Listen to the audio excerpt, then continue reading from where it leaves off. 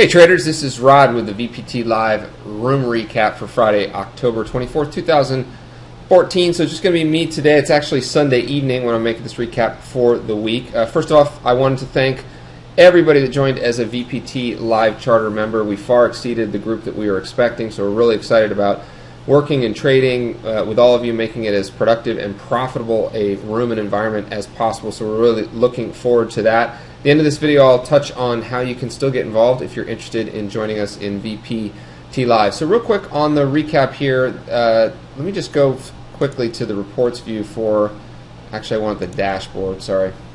So essentially across two future systems and the options that we're tracking in the VPT Live, it was a flat week.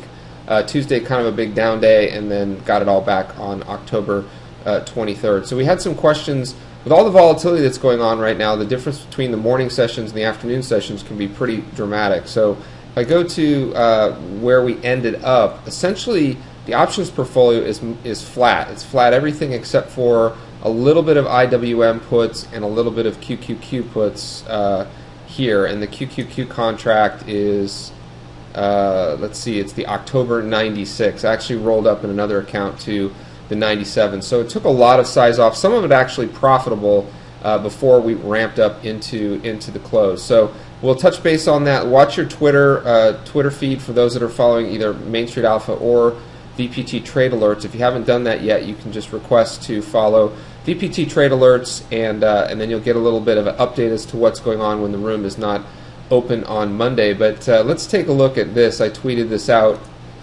I don't know if any of you guys know the Maroon 5 new album, but it's a gigantic 5 or V, and then there was a really cheesy mini-series in the 80s. I'm dating myself, called V for something, or V the Visitors, and it turned out that the aliens, they posed as humans, but they really were lizards and they ate people. But folks, this one was a little bit ridiculous. So anything is possible. Typically, markets do not crash up like they have been, and these types of moves will happen in established bear trends. We certainly don't have a bear market in any of the, not an established bear market in any of the indices, but this is the Nasdaq on the futures, and in about 12 sessions, we went from 1440 all the way down to 3700, and then all the way back up to print 4038 on the close. So that put some pain into any kind of short QQQ position via puts. So that's why I did really lighten up into that, and we're starting next week pretty light. I even took off the Apple 104 puts, and the 101s from last week were taken off at a loss as well. So if we come back here, a couple things I wanted to point out for the week coming up. That's not what I want. I want this. All right, so I'm going to run through this pretty quickly because each of these looks similar, although they're a little different. So this is the diamonds.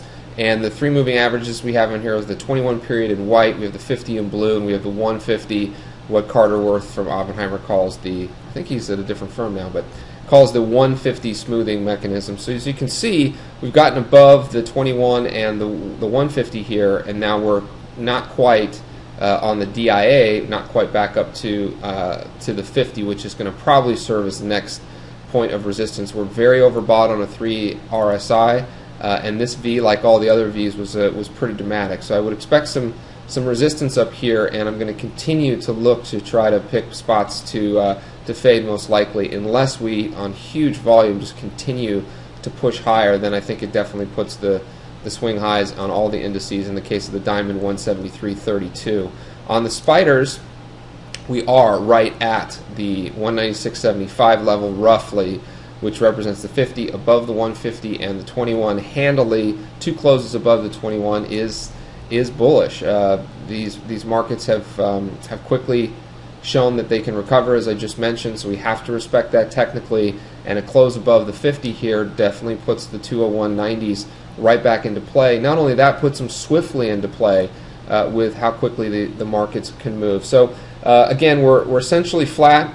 Don't have any position long or short on the spiders right now. Took off the spiders on Friday at a profit, but you had to be pretty nimble because the market did rally and close back on the highs. And then the one I wanted to mention, I'll look at the IWM as well.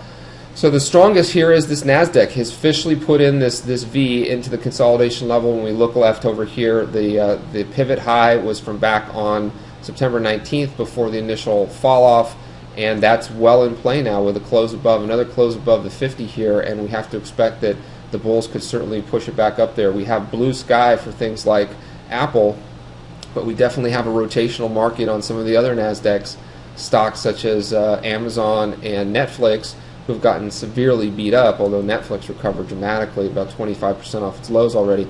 But then on the other side of the coin, you also have the biotechs, which are hitting all new highs and acting well. So right now, bullish for the Nasdaq. And then we go over finally to the IWM. You can see this picture looks a little bit different, where it's been a laggard for a while in this decline down and is now sitting below its 150 and its 50. So it has some more work to do, and it has two significant moving averages to get through. So the one to pick on here, if we're going to continue to counter trend trade this on the options, is certainly the Russell and the IWM. And so those key levels will be 110, 109 levels for this week. So we'll see what happens there. For those that are following along with a couple of the auto trade programs, I haven't mentioned, I have shown this one. So I actually took home on the swing trade from 40.26 average price. You can see it's in my face. Two contracts. We're about 2 hours from the open. And it's very possible that this could gap pretty dramatically again. I hope that's not the case, but the next real level of resistance on the futures contracts is about 36 to 40 handles higher again. So I'll be managing this. We'll take a look. This is that system that had the dramatic decline, got a little stubborn with a 1 or 2 lot on here in the ES. But as you'll see here, and I had tweeted this out the other day. Let's take a look at this. Boom. This was my biggest 1 lot swing trade of my entire career. Now it started from a very from a low level, given how quickly the market sold off there, but on a single lot, almost a $3,000 recovery, which is what you're seeing here on this swing. I'll also be talking a little bit about this particular system here, which is something I've just started testing out. It's a 1 and 2 lot scalp only ES system, and has had very, very small wins. It just looks to take 2 or 3 ticks immediately after entry in the S&P 500 using the brick wicks as well. So we'll be talking about that going forward. All right, so that's we'll leave it there for now. Those that have joined are going to be getting an email tonight that will tell you how to get into the room as you always have, but there'll be a password. So it's important that you look at that password in the email, because it might not be.